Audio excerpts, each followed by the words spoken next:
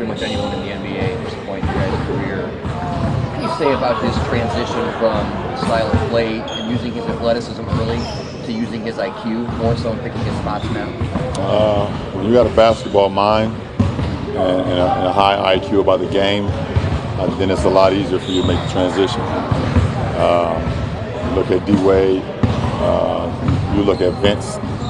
You know, these are guys who are super, super superior when it comes to athleticism, but because of their mind, they're able to transition and still be productive. So that's how you kind of look at it. How happy, I know he's one of your best guys, but how happy are you that this is actually going to happen? I'm happy that we was able to keep him away from everybody else. And I mean, it's the guy. I mean, come on, man. It's like one of my best friends. So, you know, it's like it's kind of like when you start school and you know, you walk into the classroom, you're not quite sure who your classmates is, and when you walk in there, one of your best friends is in there, you're like, oh yeah, this is gonna be fun.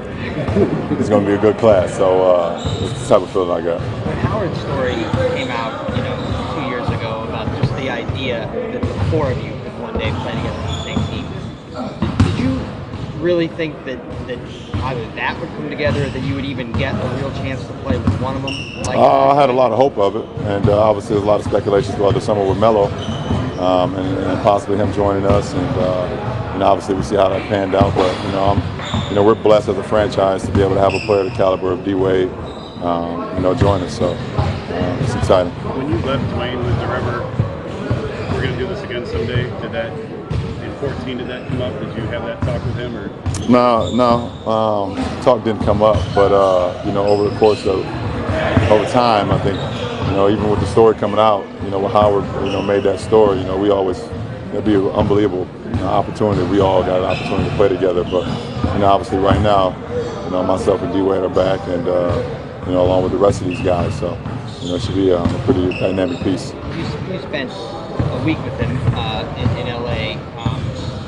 How does he look? How do you think he fits on the floor here with you guys? Well, he adds obviously another championship DNA, another guy with high basketball IQ, another playmaker that can make plays and also make shots, and so that adds to our depth, and we were already, pretty deep, so it adds even more depth and even more playmaking to our team, which obviously you guys saw last year. He can still do. Numbers-wise, in the Miami years were some of the best of both of your careers. Last year in Chicago wasn't the most efficient for him. Do you think he can get back to that efficiency that you guys had together? Yeah, I think so. I think it's just because of the guys that we have playing around him. He doesn't have to worry about ever seeing a double team. He doesn't have to ever worry about taking tough shots. None of us have to take or make tough shots. I mean, we have to make tough shots, but we don't have to take them. We got a lot of options. There should be a lot of guys getting open shots or just late contested shots. So efficiency has always been a huge part of myself and D-Wade, and I know he didn't like the way how he wasn't as efficient as he can be or has been throughout his career last year. What is it about that on-court relationship that makes it so good? Why do you compliment him so well and the other way around? I don't know. I think it's just that whole honesty thing. You can be honest with somebody no matter what's going on, and your games translate, and it works very easily. So, he tells me when I F up, and I tell him the same thing. And we get on each other. We've always been like that, especially the 4 years that we play with one another, and even before that when we just used to text.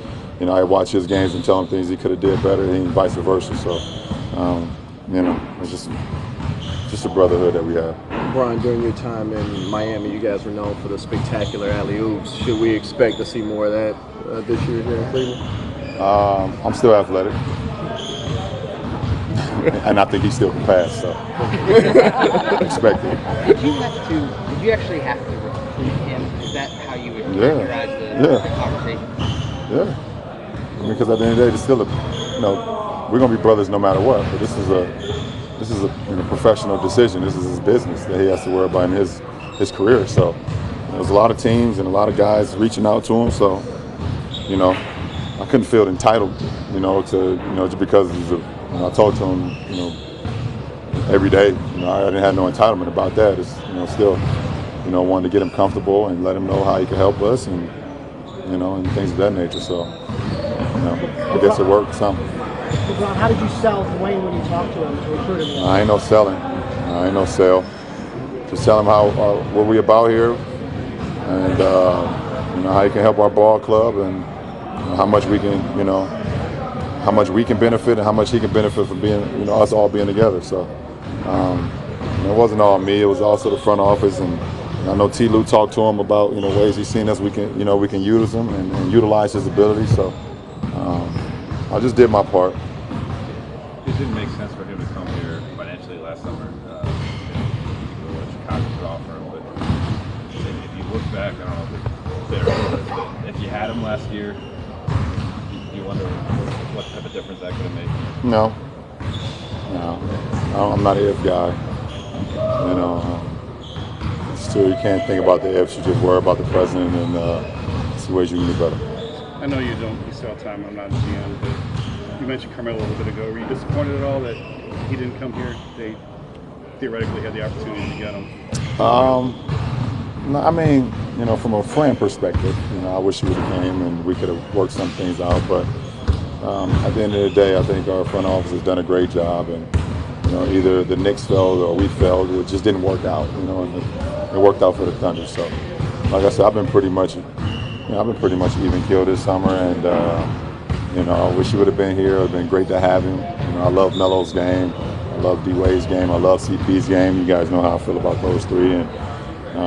But that doesn't take anything away from what we got in that locker room, which is a lot. And I look forward to continue to grow with these guys, especially the new guys. Why do you think you and Wayne are so close? What was it? I don't know. It's just organic, man. It's not forced. It's just organic. Two more.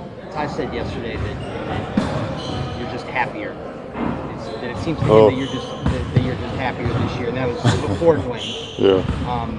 Do you agree with that? And what do you think?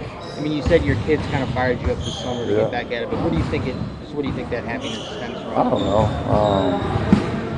I guess just miss playing ball. I guess, or opportunity I have to lead a franchise once again. And take guys to measures that they haven't been before, and hopefully I can try to take myself to places I haven't been before, and that's why I've been, training as much as I have, over the last 3 months. So, I'm just enjoying life. It's a wonderful time. It's 90 in September in Cleveland. How could you not be happy? One more. LeBron, how are the dynamics of this team different than the one you had last year with all the moving pieces and parts that you had? I mean, obviously, we had just so many guys come in and come out, either from signing guys or for guys getting injured and guys being in and out of the lineup. And, JR got hurt early on. Kyrie didn't start the season to begin with, obviously, because of the knee. We signed some guys late in the season as well, brought in guys. But I think for the most part, after the front office and those guys decide, what's going to happen with the 15-man roster or whatever the case may be. But these will be the guys that we're going to have. These are the guys from right now. These are the guys that you probably see all year. So it allows us to gel. It allows us to, you guys always hear me talk about, chemistry and team camaraderie and how important, rhythm and things of that nature is. So, we have, obviously there will be some things that happen throughout the course of the season that you can't worry about or you can't affect, but things that we can't control, we should be in a pretty good position.